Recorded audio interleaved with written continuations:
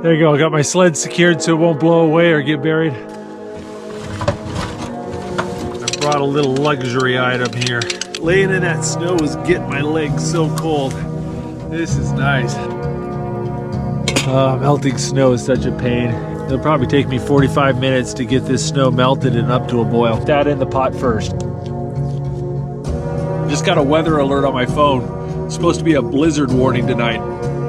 We'll see what happens. It's gonna be a lot of snow. All right, just put a little cilantro and basil in there. Beautiful lamb stew. A little savory, a little sweet, a little bit spicy. Good.